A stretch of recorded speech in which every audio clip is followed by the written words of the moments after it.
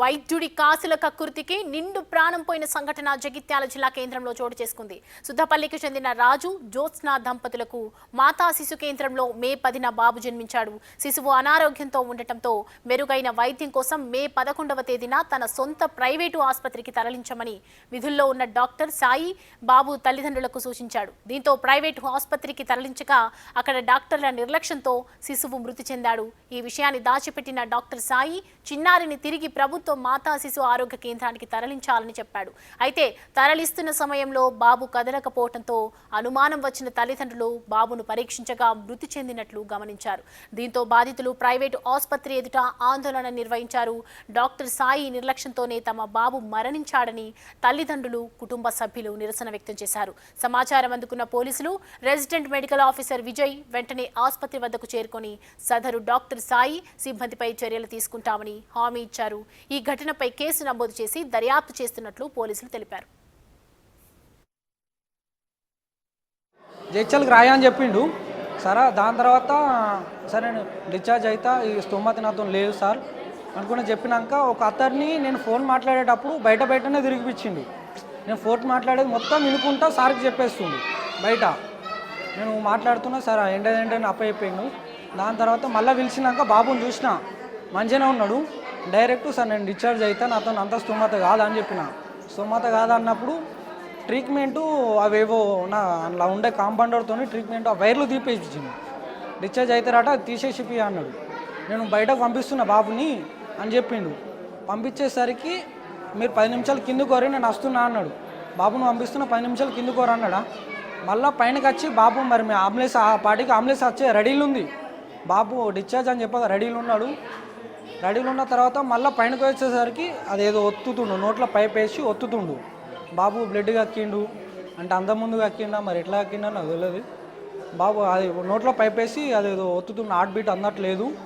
దీంతో అందిస్తున్నాం మేము. ఈ చెస్ట్ మీద ఇట్లా ఒత్తుకుంటా పైప్ ఒత్తుతున్నారు. ఆ బ్రీతింగ్ పెరుగుతుంది తగ్గుతుంది, పెరుగుతుంది తగ్గుతుంది. అప్పటికి కూడా సీరియస్ ఉందని చెప్తలేడు. తీసుకోవాలి తప్పదు అని చెప్తుండు. బతుకుడు కష్టం అని చెప్తలేడు. తీసుకోవాలి నా చేతిలో ఏం లేదని చెప్తుండు.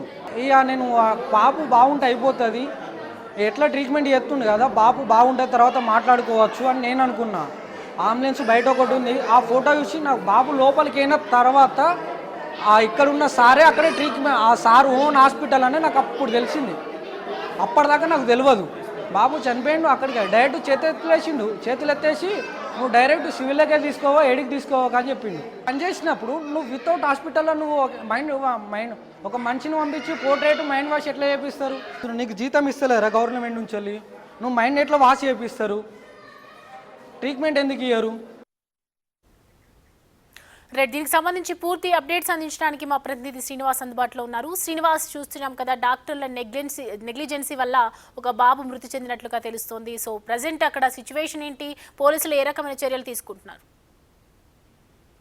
ఖచ్చితంగా జగిత్యాల వైద్యుడి యొక్క నిర్లక్ష్యంతోనే ఆ బాబు అయితే మరణించినటువంటి సంఘటన అయితే వెలుగులోకి వచ్చింది. ముఖ్యంగా ఎన్ని వరుస సంఘటనలు జగిత్యాల ఎంసీఎస్ కు సంబంధించినటువంటి వరుస సంఘటనలు జరుగుతున్నా కానీ అక్కడ ప్రభుత్వ అధికారుల యొక్క తీరు అయితే మారతలేదని చెప్పుకోవచ్చు. గవర్నమెంట్ హాస్పిటల్ లోపలనే పనిచేస్తూ మరో ప్రైవేట్ క్లినిక్ పెట్టుకొని ఇక్కడికి వచ్చేటువంటి ఎవరైతే పేషెంట్లు ఉంటారో ఆ పేషెంట్లను మెరుగైన వైద్యం కావాలి అంటే మా హాస్పిటల్కి రండి అని చెప్పి వాళ్ళు బాహాటంగానే చెప్తున్నటువంటి పరిస్థితి కనబడుతుంది.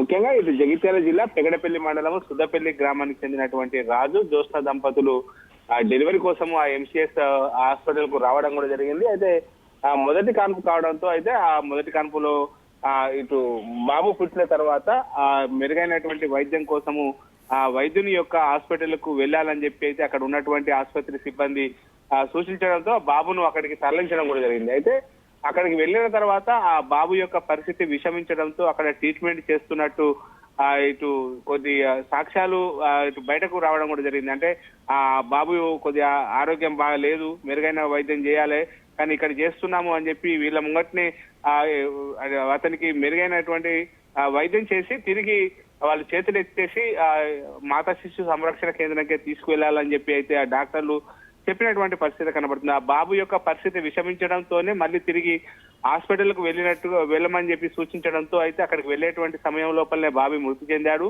ఆ డాక్టర్లు యొక్క నిర్లక్ష్యంతోనే బాబు మృతి చెందాడని చెప్పి అయితే బాబు యొక్క తల్లిదండ్రులు తర్వాత గ్రామస్తులు అందరూ కూడా కలిసి అక్కడ కుటుంబ సభ్యులు ఆందోళన చేస్తున్నటువంటి పరిస్థితి కనబడుతుంది.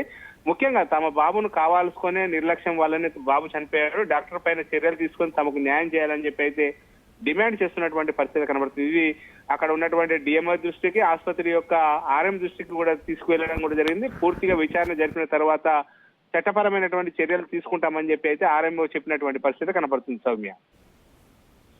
Right Srinivas, thanks for the updates.